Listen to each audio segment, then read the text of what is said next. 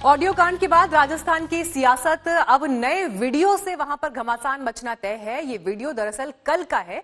कल speaker CP Joshi के घर जाकर अशोक गहलोत के बेटे वैभव गहलोत ने मुलाकात की और इसी मुलाकात के दौरान सीपी जोशी ने कहा कि हालात मुश्किल हैं। 30 लोगों की बात आ रही है और 30 आदमी निकल जाते हैं तो आप कुछ नहीं कर सकते और वो सरकार गिरा देते हैं। ये वीडियो सीपी जोशी के दफ्तर की तरफ से जारी किया गया है।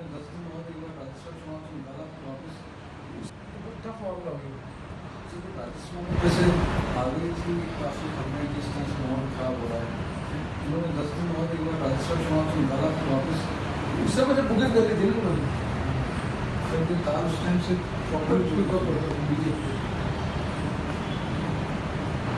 30 आदमी निकल जाते तो आप कुछ नहीं करते, मिला करते रहते सरकार लड़ा देते आदमी बैक पे तो अपने साहब ने अपने हिसाब से उन्होंने अपना कॉन्टेक्ट यूज कर दिया करवा लिया बाकी जिससे के बस करो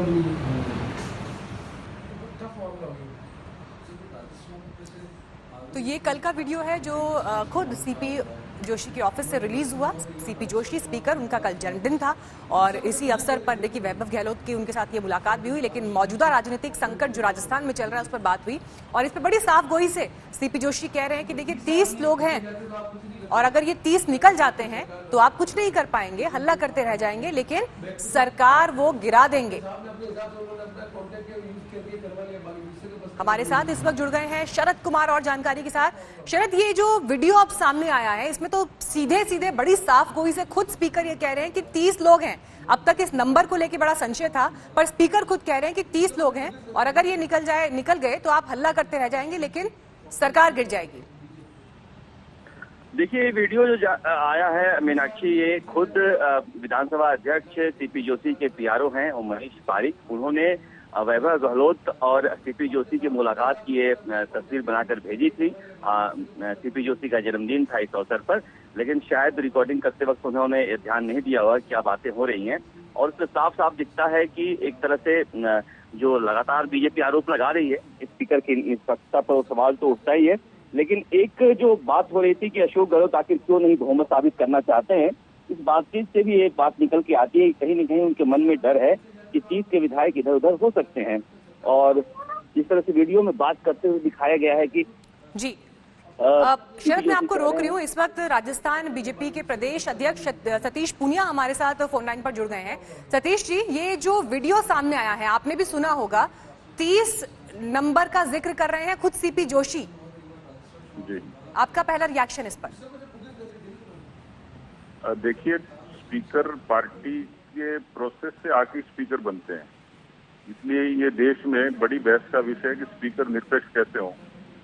इस वीडियो से ये साबित हो गया कि जो मुख्यमंत्री जी पिछले दिनों से लगातार जो कोशिश कर रहे हैं और उसमें उनके बेटे का मौजूद होना, यानी इस सरकार को बचाने की चिंता स्पीकर और उनके बेटे को ज्यादा है। तो मुझे लगता है कि जिस तरीके की ज्ञान की, नैतिकता की बातें मुख्यमंत्री जी, उनकी सरकार, उनकी पार्टी ने की है, ये सीधे सीधे स्पीकर महोदय की भूमिका के साथ साथ पूरी सरकार पर भी एक सवालिया निशान खड़े करते हैं जो पिछले दिनों नैतिकता का पाठ पढ़ा रहे थे। अब तो 14 अगस्त को देखिए विधानसभा सत्र भी बुला लिया गया है, लेकिन बड़ा सवाल ये कि अगर बीजेपी को भी इतना संशय है कि नंबर उनके पास नहीं है और जो परिस्थितियां हैं वो जनता के साथ धोखा है, तो फिर क्यों नहीं आप लोग फ्लोर टेस्ट की मांग करते हैं? देखिए, हम समय आएगा तो हमारे लिए पर्याप्त समय है। अभी तो हम इन्हीं की नौटंकी देख रहे हैं कि ये क्या कह रहे हैं और क्या कर रहे हैं, लेकिन मैं भरोसा दे सकता हूं कि एक सकारात्मक विपक्ष के नाते हमारी भूमिका भी राजस्थान के लिए सकारात्मक ही होगी, लेकिन थोड़ा सा समय का इंतजार करना होगा। जी, शुक्रिया सतीश जी आपका हमसे बात करने के लिए। एक बार फिर ये वीडियो आपको हम दिखाते हैं जो कल जब मुलाकात हुई उसके बाद खुद सीपी जोशी के ऑफिस से ये वीडियो रिलीज हुआ है। आप देखिए पहले इसमें क्या बात हुई।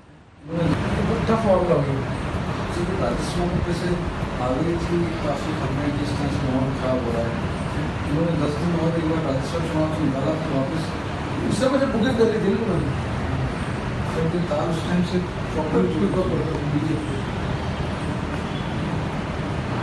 30 आदमी निकल जाते तो आप कुछ नहीं करते, मिला करते रहते सरकार लड़ा देते आदमी back to the track focus. अपने साहब ने अपने हिसाब से उन्होंने अपना कॉन्टेक्ट यूज कर दिया, करवा लिया, बाकी दूसरे के बस का लोग नहीं। टफ मामला हो।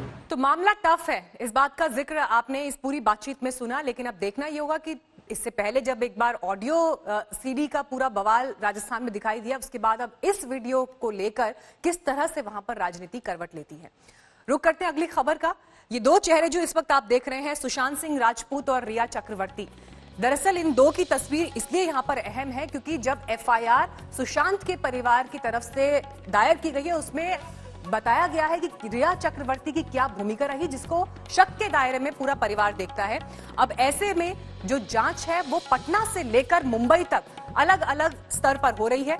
सुशांत का परिवार ये कह रहा है कि रिया की नजर पैसों पर थी, रिया ने गलत इलाज कराया। हालांकि इस बीच अब मुंबई पुलिस भी अब तक 35 से ज्यादा लोगों से पूछताछ कर चुकी है।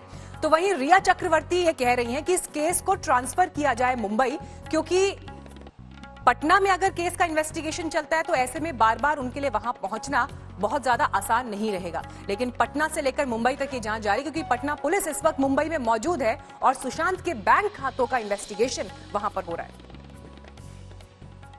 लोग को अब भी लगता है कि सुशांत सिंह की जो ये मामला है वो आत्महत्या नहीं है, इसमें कोई साजिश हो सकती है, कॉन्स्पिरेसी है, हत्या हो सकती है। अब हत्या तो नहीं है, ये तो हत्या ही हुई है। ये सुशांत सुसाइड नहीं कर सकता है, इस बात की हम लोगों को पूरा भरोसा है। अब जिस परिस्थिति में भी जिसने भी किया हो, बस उसे सज़ा मिले, हम लोगों को यही न्याय चाहिए, बस यही हम लोग चाहते हैं। हम लोग सरकार से यही मांग करते हैं बस। कुछ बातें आई हैं कि रिया चक्रवर्ती उनके परिवार वालों के खिलाफ एफआईआर जो भी हो उसका जिसका भी कॉन्स्पिरेसी हो उसको सजा मिले, बस यही हम लोग चाह रहे हैं। आपको लगता है कि रिया और उसके परिवार वालों की इसमें कॉन्स्पिरेसी हो सकती है, उकसाया था उस सुशांत को? जो भी हो वो मामला तो पुलिस निकाल ही लेगी। हम लोगों को जो शक है हम लोगों ने एफआईआर में कर दिया। सुशांत सिंह राजपूत केस में पटना पुलिस ने जांच को तेजी से आगे बढ़ाया और मुंबई में सुशांत के बैंक खातों की जो जानकारी पटना पुलिस ने हासिल की है वो चौंकाने वाली है। रिया चक्रवर्ती पर गिरफ्तारी की तलवार भी लटक रही है, लेकिन आज तक को भी यह जानकारी मिली है कि 3 कंपनीज सुशांत के नाम पर थी। ये 3 कंपनीज, जिसमें से 2 कंपनीज रिया और उनका परिवार भी इसमें निदेशक था। तो दूसरी कंपनी देखिए, सितंबर 2019 पनवेल में इसे शुरू किया गया। इसमें निदेशक रिया, उनके भाई शोभिक, सुशांत सिंह राजपूत, ये 3 लोग निदेशक थे। तो तीसरी कंपनी की भी जानकारी आई है, यानी 3 में से 2 कंपनीज में इन्वॉल्वमेंट रिया और उनके परिवार का ऑफिशियल इन्वॉल्वमेंट है। निदेशक के पद पर, डायरेक्टर के पद पर वो मौजूद हैं। लेकिन इस बीच अब रिया को आशंका ये है कि उनकी गिरफ्तारी मुमकिन है एफआईआर के मद्देनजर, तो ऐसे में अग्रिम जमानत के लिए भी आगे प्रयास हो सकते हैं। लेकिन सुप्रीम कोर्ट का दरवाजा रिया के वकील ने खटखटाया है कि केस मुंबई ट्रांसफर किया जाए। रिया चक्रवर्ती पे जो एफआईआर रजिस्टर हुआ है उसमें हमारी लाइन ऑफ इन्वेस्टिगेशन क्या है? हम लोग यहाँ की पुलिस के सहायता से और पहले जो एविडेंस कलेक्ट करेंगे, फिर आगे काम करेंगे। सर, अभी यहाँ की पुलिस सहायता कर रही है, बातचीत हुई है? कर रही है, डेफिनेटली कर रही है। सर, जो कंप्लेंट हुई है उसमें जो 15 करोड़ साइफन ऑफ करने का दावा किया गया है, उसके बारे में कैसे आप लोग प्रोसीड करेंगे, क्या एविडेंस करेंगे? जो एविडेंस जो होता है रिगार्डिंग जो बैंक अकाउंट वगैरह है उस पर काम करेंगे। राइट, सब कुछ लीगली होगा और बिल्कुल ग्राउंड बेस पर होगा, और फिर जो एविडेंस मिलेगा फिर आगे हम लोग कार्रवाई करेंगे। सर, एक चीज और जानना चाहेंगे कि क्या हमारे साथ क्या हमारे जो लाइन ऑफ इन्वेस्टिगेशन है उसमें किन किन पॉइंट्स पे हम काम कर रहे हैं? जो उनके फादर ने, क्योंकि बहुत ओल्ड एज के आदमी है, विक्टिम है, उनका जो भी आरोप है, उनका जो भी एलिगेशंस है, हर पॉइंट पर हम लोग करेंगे, थॉरोली करेंगे और लीगली करेंगे, बढ़िया से करेंगे। नहीं, अरेस्टिंग तो हम लोग एविडेंस होने के बाद होता है सब कुछ। अरेस्टिंग किसी की अभी ऐसा कुछ नहीं है। पहले हम लोग जो यहाँ आए हैं, एविडेंस हमारे पास क्या क्या हो सकता है, जो उन्होंने आरोप लगाया है, फिर आगे कार्रवाई हम लोग जैसे होता है। दरअसल रिया चक्रवर्ती के खिलाफ जो एफआईआर हुई है उसमें 3 बड़ी बातें हैं। पहला ये कि जो फाइनेंशियल गड़बड़ियां हैं उनका इन्वेस्टिगेशन हो, ये परिवार ने डिमांड किया। दूसरी तरफ मेडिकल जांच जो सुशांत की चल रही थी उसमें गड़बड़ियों का शक परिवार को है। और तीसरी बात यह कि गुमराह किया जा रहा था सुशांत सिंह राजपूत को। सुशांत सिंह राजपूत के पिता के सिंह ने एफआईआर दर्ज कराई है 1 महीने के बाद, लेकिन उनके वकील ने क्या जानकारी दी, सुनिए। देखिए, 1.5 महीने का सवाल 2 रीजन से लगा। एक तो कि फैमिली शोक में था, दूसरी बात कि मुंबई पुलिस एफआईआर दर्ज नहीं कर रहा था, आज तक एफआईआर दर्ज नहीं हुआ, पहला एफआईआर यही है। तीसरी बात यह है कि जब फैमिली को लगा और जब शोक से फैमिली निकली और जब देखा कि यह मुंबई पुलिस का रवैया, मुंबई पुलिस फैमिली पे प्रेशर डाल रही थी कि आप बड़े बड़े प्रोडक्शन हाउसेस का नाम दें, उनको इन्वॉल्व करें, तो जब फैमिली ने देखा कि ये तो बिल्कुल ही डायरेक्शन डिफरेंट आ रहा है, तब लगा कि अब कोई उपाय नहीं बचता है। और चूंकि पटना में कॉज ऑफ एक्शन था, पटना में उसके पिता रहते हैं प्लस कॉज ऑफ एक्शन था, इसलिए डिसाइड हुआ कि हम लोगों ने किया। देखिए, जो मुंबई पुलिस कर रही थी वो जो किस डायरेक्शन मुंबई पुलिस जा रही मैं अभी कह भी नहीं सकता, क्योंकि मेरा कहना भी ठीक नहीं होगा, लेकिन डेफिनेटली मुंबई पुलिस सही डायरेक्शन में नहीं थी, इसमें कोई दो राय नहीं है। और पटना में भी जब हम गए एफआईआर दर्ज कराने के लिए, तो पुलिस को प्रॉब्लम था एफआईआर दर्ज करने में। तो पुलिस को यहां तक, मतलब आपको मैं क्या बताऊं, पुलिस को था कि जब तक हमको ऊपर से आदेश नहीं आएगा तब तक हम, और मैं बोलना चाहूंगा आज कैमरा पे कि नीतीश कुमार जी ने बड़ा पॉजिटिव रोल किया, संजय झा उनके मिनिस्टर हैं, इरिगेशन मिनिस्टर, उन्होंने बड़ा पॉजिटिव रोल किया, उन्होंने सारे केस को समझा और फिर उनकी मदद से पुलिस को समझाई गई और तब ये केस रजिस्टर हुआ वहां पे। रिया चक्रवर्ती के साथ साथ एफआईआर में उनकी मां संध्या, पिता इंद्रजीत और भाई शौविक का भी नाम है। इसके अलावा रिया के करीबी सैमुअल मिरांडा और श्रुति मोदी का भी नाम है। एफआईआर में धोखाधड़ी, बंधक बनाने, आत्महत्या के लिए उकसाने के आरोप हैं।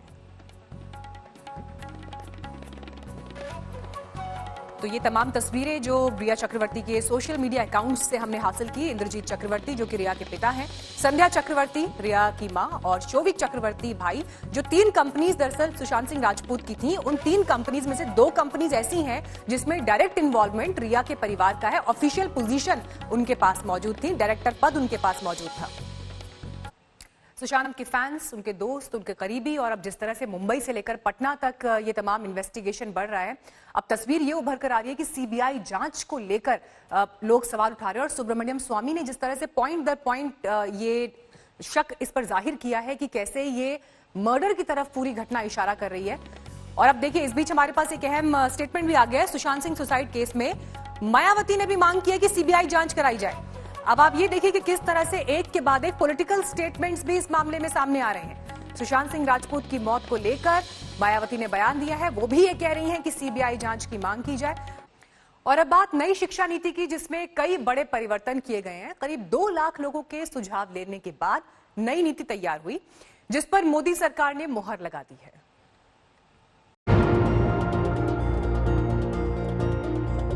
आखिर 34 साल बाद बदल गया हिंदुस्तान में शिक्षा नीति का पैटर्न। पंचायत से लेकर जिला स्तर तक मंथन के बाद आखिरकार शिक्षा नीति पर बनी 2 कमेटियों की सिफारिश को मंजूरी मिल गई। करीब 2 लाख सुझाव के बाद नई शिक्षा नीति तैयार की गई है। मानव संसाधन मंत्रालय का नाम बदलकर अब शिक्षा मंत्रालय कर दिया गया। अब 10+2 को अलग अलग फॉर्मेट में 5+3+3+4 के फॉर्मेट में बदल दिया गया है।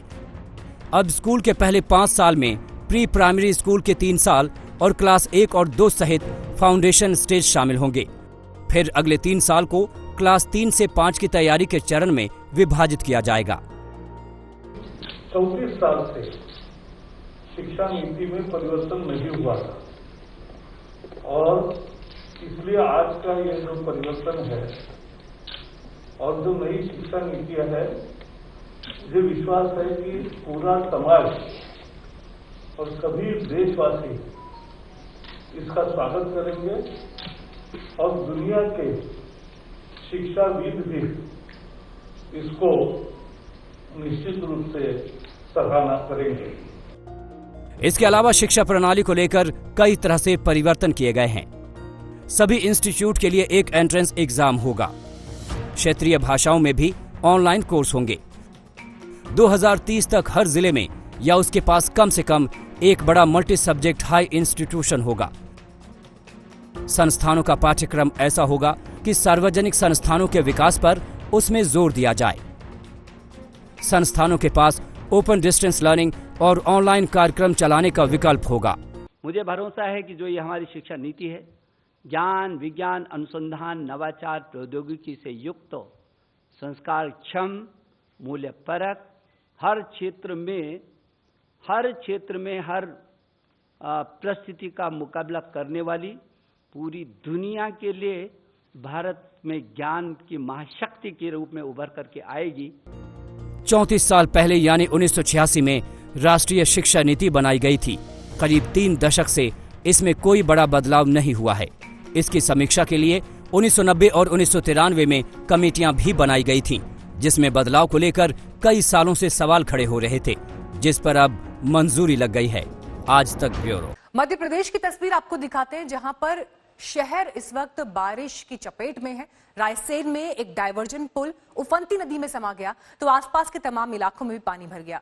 भोपाल की तरफ जाने वाला स्टेट हाईवे भी इसकी वजह से ठप हो गया।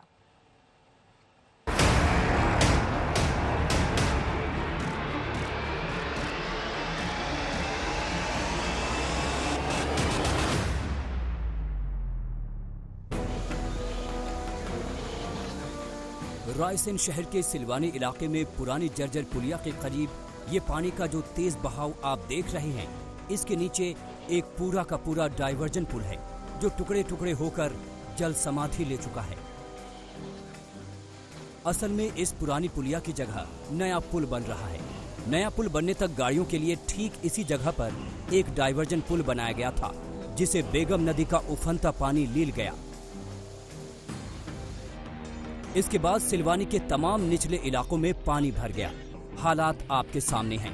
सिलवानी भोपाल मार्ग बंद हो गया और निचले इलाकों के घर जलमग्न हो गए। इनमें छोटे छोटे मासूम बच्चे भी पानी भरे घरों में कैद हो गए।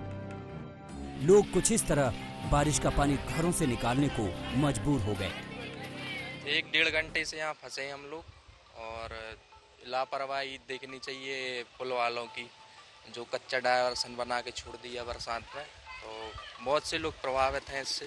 पूरे मकानों में पानी भर चुका है, करीब कमर पानी भरा हुआ है। हम लोगों के पूरे नुकसान हो चुका है। हमारे मकानों के बर्तन वगैरह सब नदी में जा चुके हैं। अनाज मनाज भीग चुका है।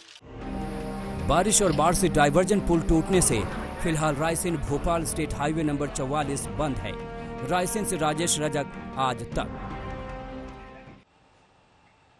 मॉनसून आने के बाद से उत्तर भारत सहमा हुआ है। बिहार, असम जैसे राज्यों में भीषण तबाही है।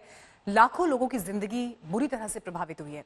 अभी उन राज्यों से राहत वाली कोई खबर नहीं आ रही है। खुद इस बात का जिक्र मौसम विभाग भी कर रहा है, लेकिन इस बीच पहाड़ों की तस्वीर भी बेहद चिंता पैदा करती है। उत्तराखंड और हिमाचल प्रदेश के कई इलाकों में हालात गंभीर हो चले हैं।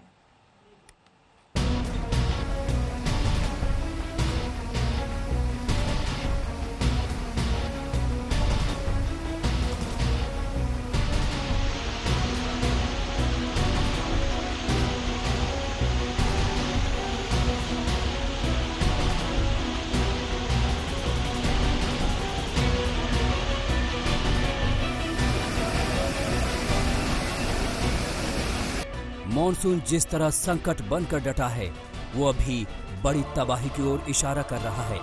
बिहार, असम, बंगाल समेत कई राज्यों की तस्वीरें डराने वाली हैं। पहाड़ों से आई हाहाकारी लहरों को देखकर तो कोई भी सिहर जाए।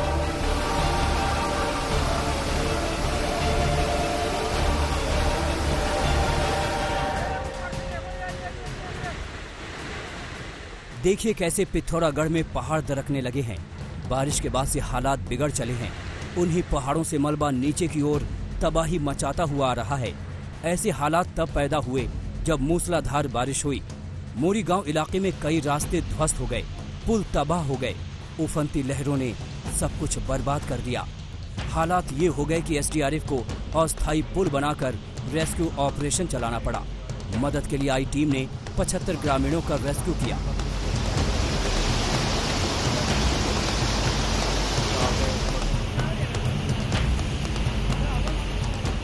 इसी पिथौरागढ़ के बंगापानी तहसील में भी डरावनी तस्वीर दिखी। पहाड़ों से तबाही मचाने वाली लहरें आबादी वाले इलाके में दौड़ी तो हाहाकार मच गया। खतरे का अंदाजा गोरी नदी के इस उफान से लगाया जा सकता है। इन बेकाबू लहरों ने 20 से ज्यादा मकानों को तबाह कर दिया। हादसे में एक महिला की मौत हो गई, कई लोग घायल हो गए। त्रासदी के बाद रेस्क्यू टीम रस्सी के सहारे लोगों को बचाती नजर आई।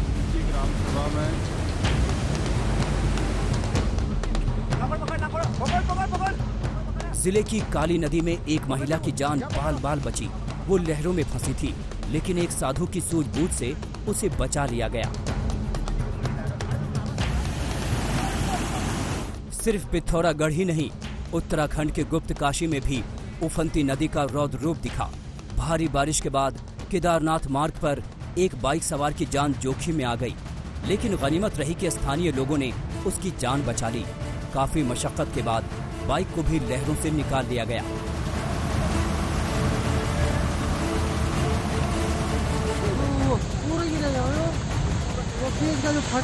अब चमोली का हाल देखिए। लगातार हो रही बारिश के बाद पहाड़ बेदम होने लगे हैं। पीपलकोटी इलाके में बद्रीनाथ हाईवे पर जब पहाड़ों का मलबा गिरा तो हड़कंप मच गया। हाईवे पर आवाजाही ठप हो गई, गाड़ियां फंस गईं।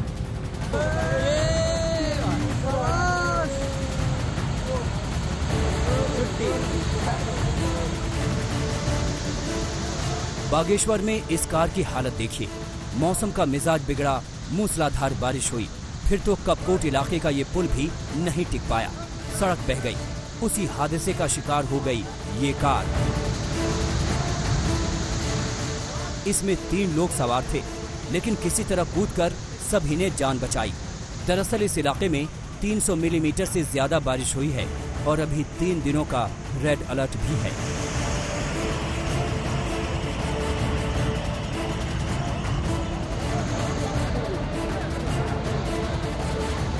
पहाड़ों पर बेबसी की एक तस्वीर हिमाचल प्रदेश के कांगड़ा में भी दिखी। वहां एक बुजुर्ग मांझी नदी में अचानक आई बाढ़ के बीच फंस गया। जिस वक्त ये फ्लैश फ्लड आया, उस वक्त बुजुर्ग नदी में ही मौजूद था। उसे खतरे का एहसास भी नहीं था, लेकिन एक झटके में वो मुसीबत में घिर गया। गनीमत रही कि रेस्क्यू टीम ने उसे बचा लिया।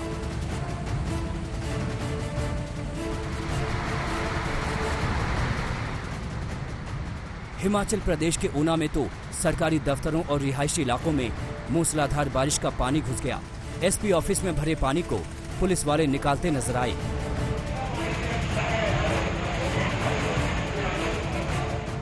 खाद्य आपूर्ति विभाग का कार्यालय भी जलमग्न हो गया। मछलियां तैरती दिखीं। शहर के ज्यादातर हिस्सों में ऐसा ही हाल दिखा।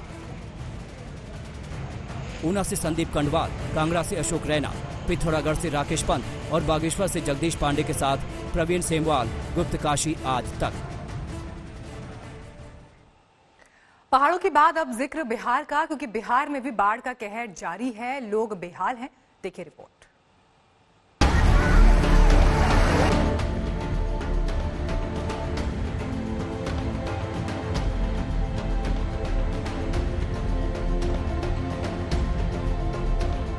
इतना घर कट गया, गरीब लोग उजड़ गया, और किसी कोई सहारा करने वाला नहीं है, कोई पार्टी के लोग। घर टूट गया, नदी काट ले, घर में कोई साधन नहीं के रहा, खाओ पर आपत न बैठे का जगह न बसे का। सैलाब के सितम के मारे ये बेबसी की आवाज है। बाढ़ में नीतीश कुमार के विकास के बह जाने का सच है।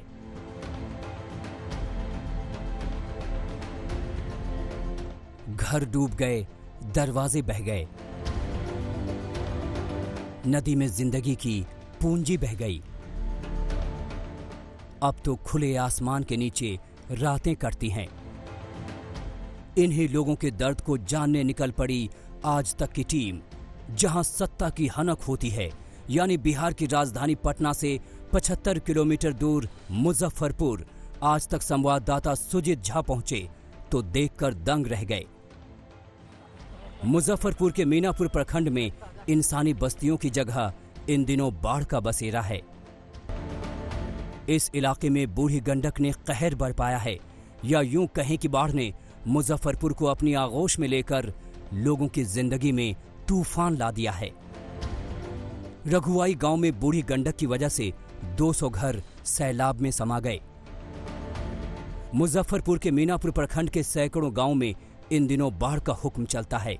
सरकार कहीं दिखती नहीं, सरकारी बाबुओं का कोई अता पता नहीं, ना ही एसडीआरएफ की टीम दिखती है और ना ही एनडीआरएफ की टीम। कटाव से बचाव होने चाहिए थी, बचाव करने की जरूरत थी। यहाँ पर सरकार के द्वारा वो भी नहीं किया गया। हम बात करते हैं राधे श्याम, ये बताइए क्या क्या पर यहाँ पे कोई भी जल विभाग, यहाँ का एमएलए, एमपी, मुखिया जी कोई भी इस बात पे चर्चा कभी करते ही नहीं है। ये त्रासदी सिर्फ मुजफ्फरपुर तक नहीं सिमटी है, सहरसा के झिटके गांव में भी बर्बादी का आलम है। कोसी नदी ने गांव को नरक बना दिया है। घर में 1 महीने से जल जमाव है। हमारे संवाददाता रोहित कुमार सिंह जब इस गांव में पहुंचे तो हुक्मरानों पर लोगों का गुस्सा फूट पड़ा। यहाँ की आप तस्वीरें देखिए, किस तरीके से जो बाहर का पानी इनके घर में घुस चुका है और किस तरीके से इन लोगों को जो है मुश्किल का सामना करना पड़ रहा है। जिस तरफ भी जाइए आपको सिर्फ बर्बादी का ही आलम दिखेगा। देखियो सर, 1 महीना से हमरा घर में पानी ढुकल छै, बाल बच्चा खाय नहीं मिले छै, कोनो अनाज ने पैसा, कोनो चीज नहीं भेटे छै, घर घाटी केहन खसल छै, हमरा के की सरकार मदद करे छै। गोपालगंज के सारण तटबंध टूटने से सारण जिले के तरैया प्रखंड के 12 गांव जलमग्न हो गए। लोग बेचैन हैं, परेशान हैं, बेबस हैं, लेकिन पटना तक इनकी आवाज नहीं पहुंचती। सो सत्ता का सुख भोगने वाले लोग मस्त हैं। समस्तीपुर से जहांगीर आलम, सहरसा से रोहित कुमार सिंह के साथ सुजीत झा, मुजफ्फरपुर आज तक।